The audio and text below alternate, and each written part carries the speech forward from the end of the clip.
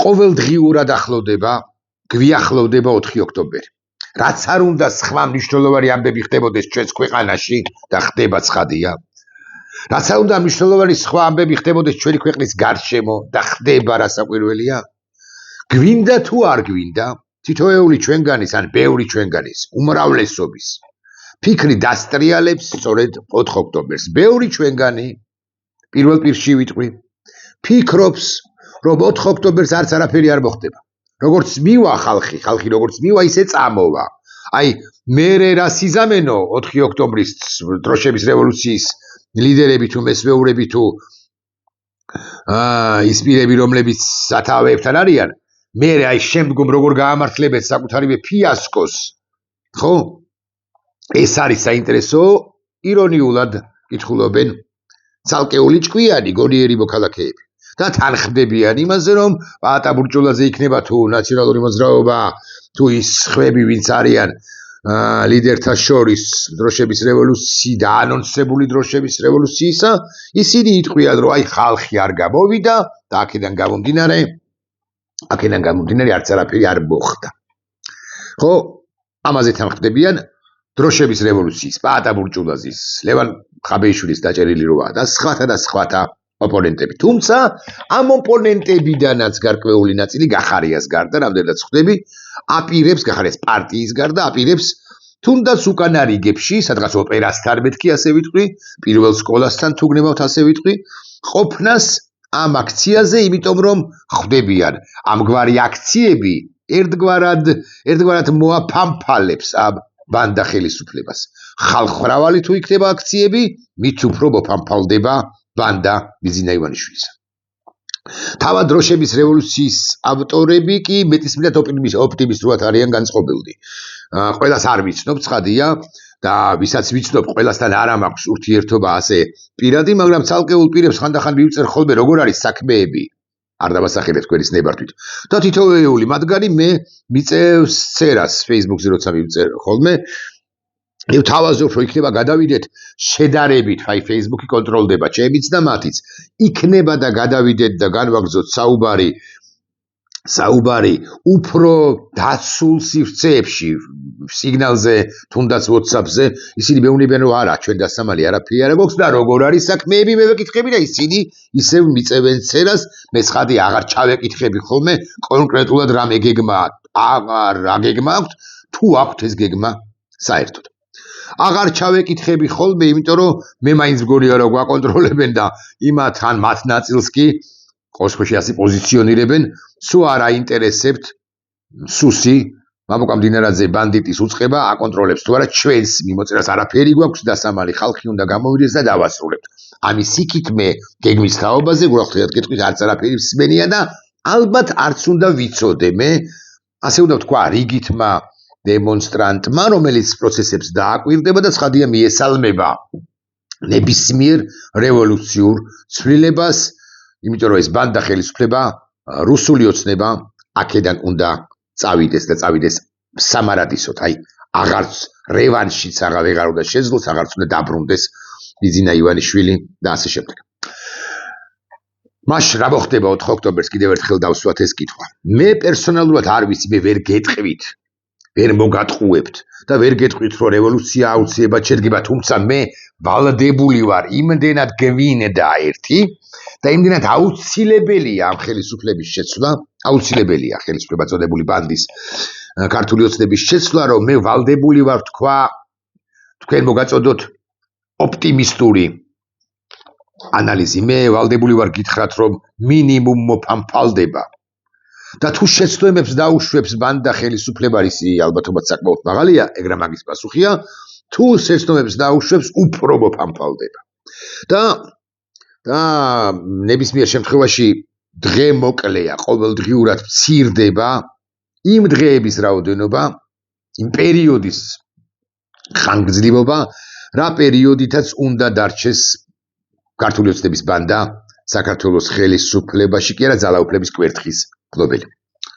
რა მოხდება 5 ოქტომბერს მეთქი ეს კითხვა 5-ში ხას უსვამ, ეს კითხვა დავუსვი საკუთარ თავს ამ რამდენიმე დღის წინ და თქვენს გაგიზიარეთ.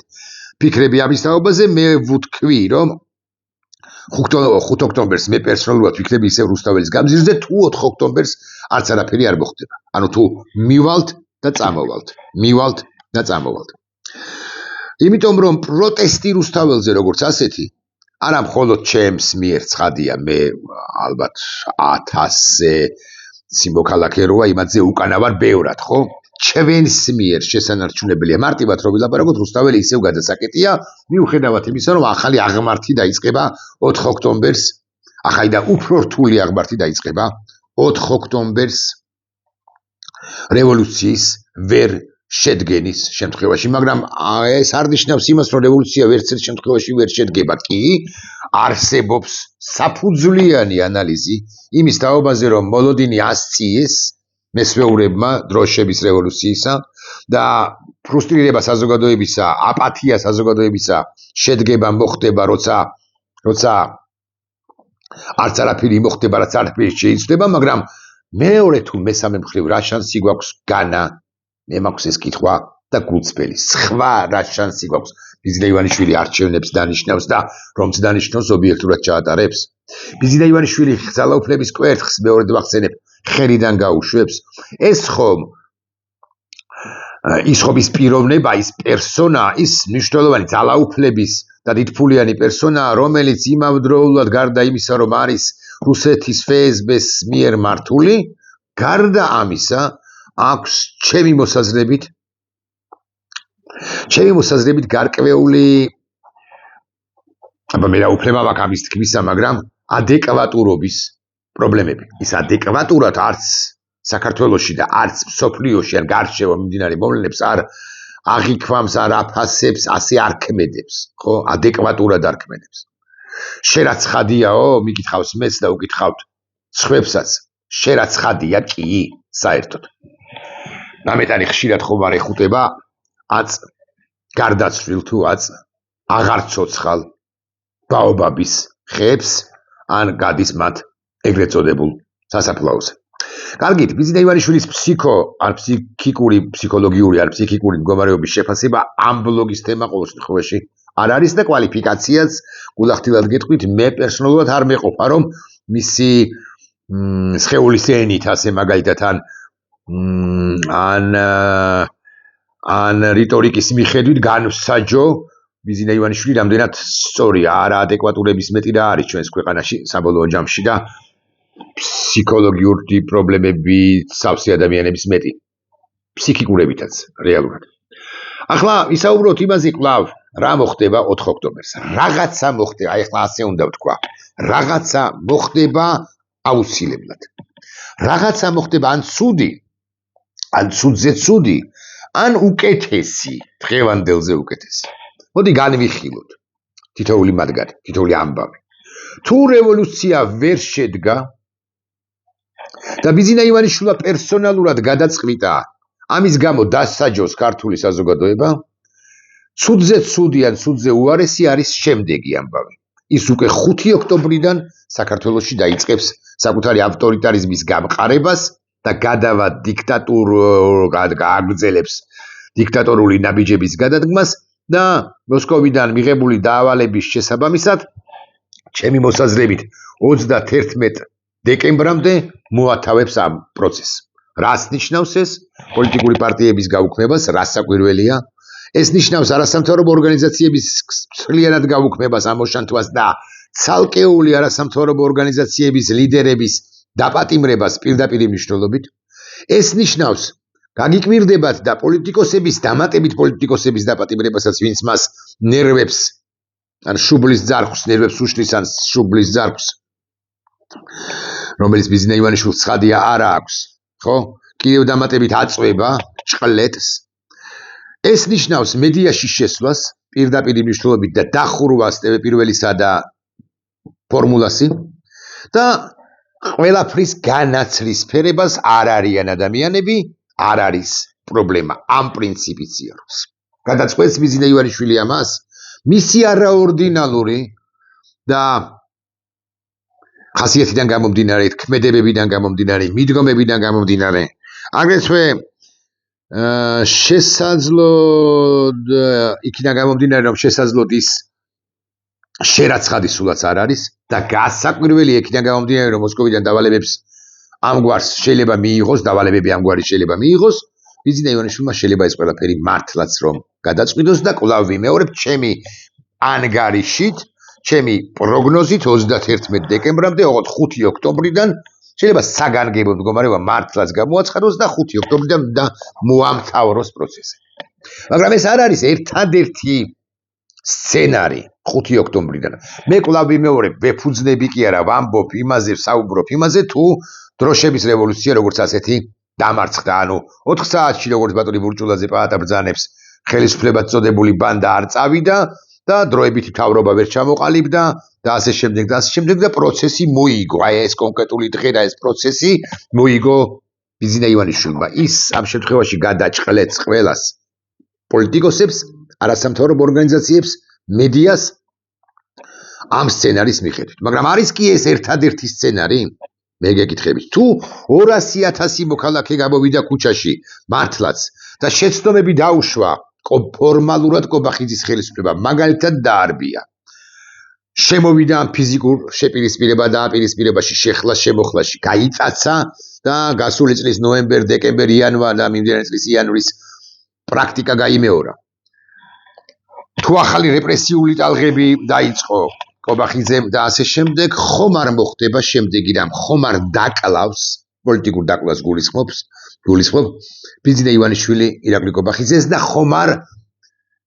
იმისთვის რომ თავად გადარჩეს ხომ არ შემოგწირავს ბარტყებს რამდენიმე ბარტყი ყავს შემოსაწირი ეს არის პირველ ყოვლისა რასაკვირველია ბანდიტი კობახიძე ბანდიტი მდინარაძე შესაძლოა ბანდიტი პაპუაშვილიც და სხვა პატარა ბანდიტუკები რომლებიც გარშემო ხავს ხომ არ შეარბილებს პოლიტიკას ხომ არ იტყვის რომ qavelashvils ხომ არ იტყვის რომ შეიწყალე ეს ეხლა ეს სინდის პატიმრები და პოლიტიკური პატიმრები დავწდეთ კობახიძეს გადავუგდებ კობახიძეს შევწირავ კობახიძე ბარტყს შესასანსლად გადავუგდებ და საკმაყოფილებლად გადავუგდებ საზოგადოებას და ვინც ის იქნება ისის კითხვას რომ მე პრინციპში გამოვიდეს ტევე იმედით და მე პრინციპში რატომაც არა მისი სპეციფიკური კილოკავით თქვას რომ მაისში ასე მაგალითად თანახმა ვარ მიგარეში არჩევნებზე ოღონდ კობახიძის გარეში ეს არის მეორე სცენარი რაღაცა რომ მოხდება ამოყრით იმის დასაბუთება მინდა 4 ოქტომბერს ხალხის სიმრავლის შემთხვევაში მართლა 150 თუ 200,000 მოქალაქე რომ გამოვიდეს ქუჩაში და დაიძრას საზოგადოება ამა თუ იმ რეგიონიდან და ჩამოვიდეს და გადაავსოს რუსთაველი თავისუფლების მოედნიდან ვიდრე უხეშად რესპუბლიკის მოედნამდე ბიზნა ივანიშვილი მაღალი ალბათობით ვერც დაარბებს 200,000 კაცის დარბევა ეს 20,000 კაცის დარბევა არ არის რომც დაარბიოს და ძალის მიერ ქმედებებზე გადავიდეს ხო ამ პროცესს უფრო წააგებს ეს აი რაოდენს რთული სათქმელიც არ უნდა იყოს ეს საჩვენო ამბავი იქნება თუ ბიზნა ივანიშვილი კიდევ ერთხელ დაარღვევს კონსტიტუციას და კიდევ ერთხელ იქნება მოძალადე როგორიც იყო ის გარკვეული პერიოდის წინ დაახლოებით 1 წლის წინ 8 თვის წინ 10 თვის წინ დამოუკიდებლად იმისა ფორმალისტური თვალსაზრისით დაარღვევენ თუ არა დაარღვევს თუ არა კანონს დემონსტრანტთა ნაწილი მაგალითად კანონის დარღვევა არის ნიღბის სიარული ამის გამო თუ ვინმეს გაიჭერენ რაც გამორიცხული არ არის მაგრამ წავა კი ამ ნაბიჯებზე და უკვე 5 ოქტომბრიდან რა ნაბიჯებს გადადგავს უფრო მოახდენს ხელოვნების კონცენტრაციას კონსოლიდაციას და რეპრესიულ მოქმედებებს უფრო მეტად ჩართავს და განაგრძობს ჩაკეტვას ამ ქვეყნისა და რუსეთისკენ მიტრიალებას და რუსეთის სიღლიაში აღმოჩენას და დანგრევას და რუსეთის ღუბერნიად ქვეყნის გადაქცევას თუ გარკვეულ კომპრომისებზე წამოვა და იტყვის კობახიძე იყო ამ ყველაფერში დამნაშავე და კობახიძე დაისჯება ის გადავა საკონსტიტუციო სამართლოში ან არ წავა არსად და ასე შემდეგ და ასე სხვათა შორის ბიზნეს ეჩალიჩებიან მე ამას მთელი პასუხისგებლობით ვამბობ გარკვეული ის პირები რომლებიც აბასთუმანსა თუ შეკვეთილს ხშირად სტუმრობენ შედარებით ხშირად სტუმრობენ და რომელთა გვარსახელებით ჩვენ არ ვიცით მე კი ვიცი 1-2 გვარსახელება რა მნიშვნელობა აქვს რომლებიც ფრთხილად ძალიან მოზომილად აი მოსინჯავენ ხოლმე საუბარში იმიტომ რომ რთული სალაპარაკო კაცია მოსინჯავენ ხოლმე შეუგდებენ აი ასე ვიტყვი თემას და ბიზნეს რეაქციას ელოდებიან ისინი ცდილობენ რომ თქმას იმისა ბიზნესთვის რომ ქვეყანაში არის მძიმე ვითარება რეალურად და და კობახიძემ და მისმა გუნდმა კობახიძეს და მის გუნდს ნამეტანი ზედმეტი მოსდით და ახლა დამშვიდება და მათი შესაბამისად გაწირვა, მათთვის ყველაფრის შეტენვა, გარდაულა დაუცილებელი. გრიგოლიჩ ოღონდ კვლავ ვიმეორებ, ამას მოსინჯავენ ხოლმე თუ იმ დღეს იმ ხასიათზეა, რომ ატყვეს თანამოსაუბრეებს და პრინციპში მოусმინოს და პრინციპში დაჰყვეს ამ ლოგიკას, ხომ კარგი და თუ არა და არა. იმიტომ რომ კვლავ ვიმეორებ, ძიმე სალაპარაკოა და შეიძლება ისე გაგიბრაზდეს, გაუბრაზდეს მისივე გულშემატკივრებს, რომლებიც მას იცავენ და კობახიძეს ვერ იტანენ, რომ მე უკვე ამ მოსაუბრეებისთვის მძიმედ დასრულდეს ეს პროცესი და ეს ამბავი. ნებისმიერ შემთხვევაში 4 ოქტომბრის შემდეგ რაღაცა ხდება. ცხადია მე მერჩივნა, რომ კულუარულად მაინც რაც არ გაგიმხელდით. შემთთვის ეთქვათ 4 ოქტომბერს ორგანიზატორებს აქვთ ალექსანდროვის ბაღში პირობითად, ხო? გამაგრების გადაწყვეტილება მიღებული. ეს 5 საათზე ხდება. 4 ოქტომბერს ალექსანდროვის ბაღიდან დაიძრება 887 მეტროში, რომელიც მივა პარლამენტის, აი, ფლაჩიჩკართან. და მეორე 887-ეული მოუვლის და შიტაძეზე ავა და მერე მოუვლის და უკანა შესასვლელიდან დადგება პარლამენტთან. კიდე რაღაც 458, მაგრამ ეს ყველაფერი მე არ ვიცი. აქედან გამომდინარე, სკეპტიკურად სულაც არა ვარ, არ გეგონოთ. ნებისმიერ შემთხვევაში მოყანყალება 4 ოქტომბერსაც მათ შორის. ხო? ამ რეჟიმისა არის გარდაულა დაუცილებელი და თუ რეჟიმი როგორც ასეთი არ შეიცვალა, მე მოხდა ისე.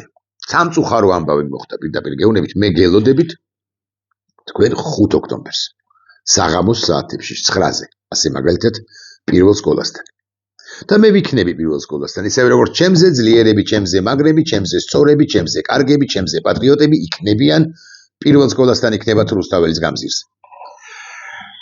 იმიტომ რომ პროტესტი არ უნდა გაჩერდეს, ეს არის აღმართი, რთულად გასავლელი აღმართი, ასეთი რთული პერიოდი დღიდან დამოუკიდებლობის აღდგენისა, ჩემი აზრით არ მქონია კიტოვან იოსელიანის პირობებშიც კი, იმიტომ რომ კიტოვან იოსელიანზე უფრო მჭიდროდ შეკავშირებულია FSB-სთან ერთი კონკრეტული კაცი, ბიძინა ივანიშვილი და აქვე ერთი რეპლიკაც თუ ერთი ბიძინა ივანიშვილის გადაწყვეტილებებზე არსებით ზეგავლენას ახდენს 3-4 პირი, 5 პირი. 5 ხო არ მეშლება. დიახ. ეს არის ქალბატონი ეკა ხვედელიძე ივანიშვილისა და არანაირი სიმპათია ამ ქალბატონის მიმართ მე არ მაქვს. მაგრამ თუ ეს ასეა, მე და თუ ის მისმენს, ან თუ მასთან მიაქვთ ინფორმაცია, მე მოვუწოდებ მას, რომ მან ითამაშოს უაღრესად კონსტრუქციული როლი.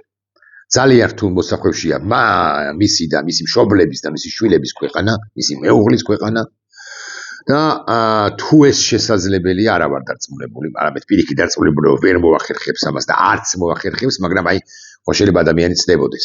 ქალბატონი ხვედელიძე უნდა ჩაერიოს როგორც ქალი, როგორც ქალი და ამ ოჯახის მნიშვნელოვანი პერსონა ამ გადაწყვეტილებებში და ქმრის მეუღლის გადაწყვეტილებებში. აგრეთვე ბერა არანაირი სიმპათია ამ ახალგაზრდა კაცის მიმართ არ მაქვს. გულახდილად გეტყვით, ცოტნეს მიმართ მეტი სიმპათია მაქვს, იმიტომ რომ რაღაც ოჯახის სისმინდის დღეზე რო გამოვიდა, იქ 3 წინადადება მაინც თქვა, არა აგრესიული და არსებითად სწორი. უტას საჯარო გამოსვლა მე არ მახსენდება და არც მისი იმედი არ მაქვს, არც ცოტნესი და არც ქალიშვილს გვანცა ქვია თუ არ ვწდები, გვანცასი, მაგრამ მოკლედ ვისაც რამე გავლენა შეგიძლიათ რომ მოახდინოთ ოლიგარქ ივანიშვილზე, თქვენს ბიძინა ივანიშვილზე მოიხსედი სიტყვა ოლიგარქი, იქნება და მოახდინოთ. პირველი, არ უნდა დაარბიოს, მეორე უნდა დაკლას, სწორედაც რომ უნდა დაკლას კობახიძე და არა მხოლოდ, მესამე უნდა ჩანიშნოს არჩევნები, მეოთხე თუ მანამდე უნდა გაანთავისუფლოს პოლიტპატიმრები და სინდისის პატიმრები, უნდა შექმნას გარემო, რომელიც ჩვენი ქვეყნისთვის ექნება ძალიან მნიშვნელოვანი წინააღმდეგ შემთხვევაში, როგორი პროგნოზი, როგორი გასაკეთებელი პროგნოზია, მაგრამ ქალბატონო ეკა, თქვენ გეტყვით, პირველ ყოვლისა და შვილებსაც სხვანაირად უყურებთ მე მესმის ეგ მაგაზე არ ვკამათო მე მესმის რომ რაებს ბოდიელობს ტაბლიაშვილიო თუ მოусმენთ ამას და სულ სხვაგვარი პროცესი მიმდინარეობსო მაღალზე მაღალი კი არა 100%-იანი ალბათობით ამას ფიქრობთ მაგრამ წინააღმდეგ შემთხვევაში მე მინდა გითხრათ რომ უშუალოდ ბატონი ივანიშვილის თქვენი ოჯახის წევრისთვის საც დასრულდება ეს უმზიმესად შეიძლება არა ხვალ არა 4-ში შეიძლება 8 მარტს ან 16 აპრილს ან 2027 წელს ან რომელიღაც ეტაპზე მაგრამ დასრულდება უმზიმესად ეს 5-6 ნაბიჯი უნდა გადადგას სინდის პატიმრებისა და პოლიტიკური პატიმრების განთავისუფლება სწორი გარემოს შექმნა რომ ჩატარდეს არჩევნების დანიშვნა მანამდე კობახიძის და სხვათა პოლიტიკური დაკლა დროებით მთავრობაზე პრინციპში წამოსვლა ან მოლაპარაკებებზე წამოსვლა და ხელისუფლებიდან წასვლა და ქართულმა ოცნებამ რომ არ მიიღოს მონაწილეობა არჩევნებში ალბათ აი ესეც კვლავ ვიმეორებ თუ ეს ასე არ იქნება ძალიან მძიმე ოღონდ 4-ში იქნება თუ რაღაც 18 თებერვალს მის დაბადების დღეს ხო მე ვერაფერს გეტყვით იქნება და 4-ში კი რაღაცა აუცილებლად მოხდება 4-ში და 18 თებერვალსაც რუსთაველის გამზირზე მანამ სანამ საქართველოს რუსეთის აგენტები მართავენ ნახვამდის